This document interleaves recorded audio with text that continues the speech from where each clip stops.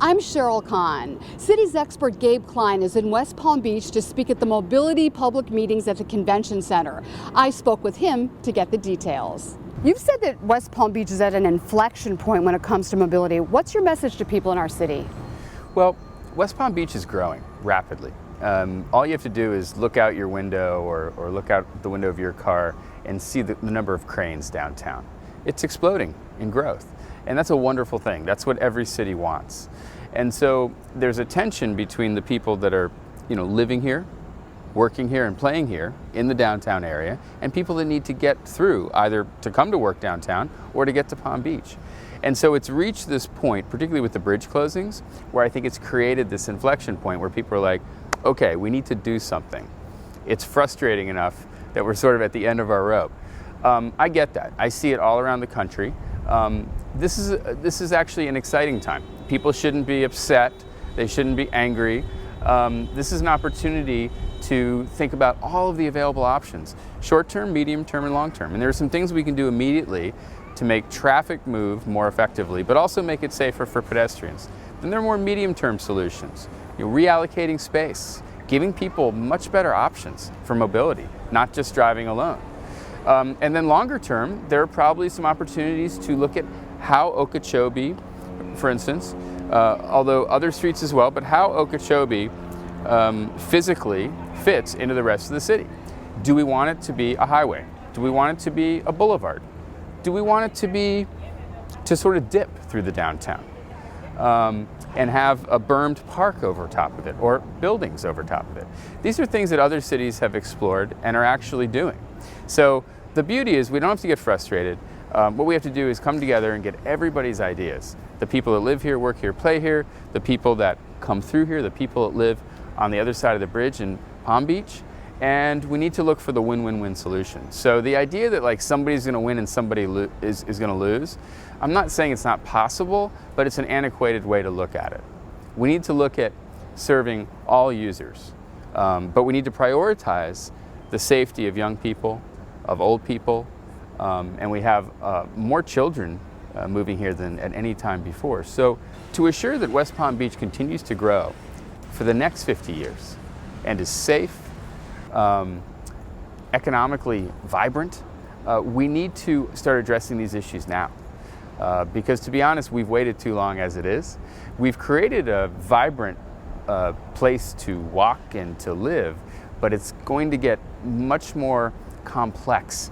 I was looking out my window of the Hilton and saw the new Restoration Hardware being built on the median on Okeechobee.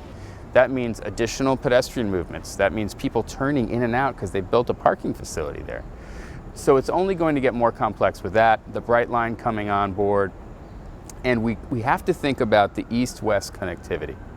That's really the key issue here on Okeechobee.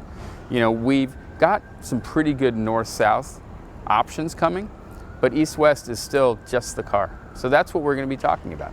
So how do you make these changes and keep everybody happy? Well, you're never going to have a situation where everybody's happy. However, I do believe in this concept of a win-win-win, where you don't leave people behind.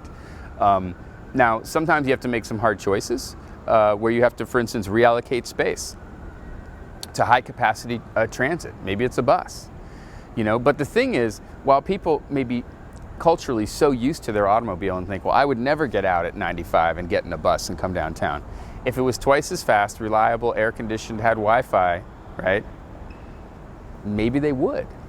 And so we also need the public to come with an open mind, and business owners and everybody else, and say, okay, we understand we sort of backed ourselves into a corner here, but if we could have whatever we wanted, what would it be? And really think sort of blue sky.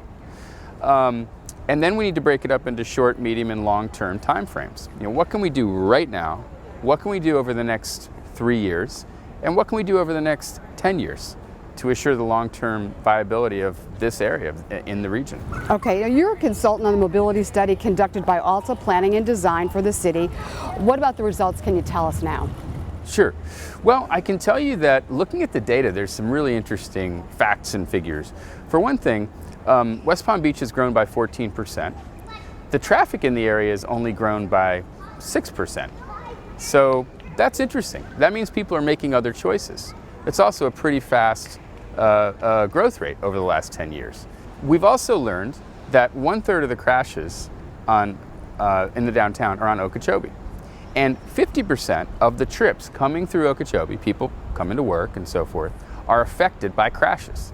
That means half the time you're on Okeechobee, you're being held up by a crash. So when we think about like, what do we need to do to solve this? Sometimes it's not the intuitive solution like, hey, we need more lanes. It may be about looking at the bridge openings and closures, right? And seeing like, do we need to have those at rush hour? It may be thinking about how to slow people down. You have to slow down to go faster. And what I mean is, if we're having 50% of the time we're having crashes holding people up, then if we eliminate 50% of those crashes, we're going to get a lot more throughput on the roadway. Crashes, construction, and double parking are the biggest problems in terms of creating congestion. So we need to look at some of the things that maybe people aren't thinking about and show them the data and stimulate some thought, and then come with some creative solutions. And these solutions are they're more operations based than they are big infrastructure projects. So you can do them fast. Okay, some people think that the city's growing too fast and they don't like a lot of development coming in. What do you think? Well, look, I understand this is another one of those intuitive things that's, to be honest, incorrect. If you want to solve the traffic problems, you want as much density as possible. Now, you don't want single-use districts. You don't want people to only work here, right? If we're just creating office space, that's not going to work. But we need to see a lot more mixed-use development, which is what we're seeing. So you want people to live downtown and work downtown and play downtown. When you do that, you eliminate traffic issues. We don't really have traffic problems. We have land use problems that have created traffic symptoms. And so for those people that are saying, yeah, but I'm never going to live downtown. Yeah, but if other people do, it actually makes it easier for you to travel through. So it's a combination. We have to balance dramatically increasing growth in West Palm, which by the way is going to happen. Sorry, it's going to happen. It's happened already. West Palm is projected to grow dramatically over the next 30 years. So we have to balance that with the needs of people coming through West Palm. Tourists, for instance, a great deal of the tourists coming in are renting cars. Is that what we want them to do? Do we want to shuttle them down here and then give them free transit access while they're here?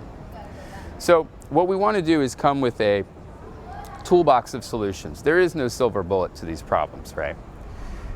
There's probably 20 or 30 solutions that we need to apply. And to get there, we need the public to tell us what we don't know.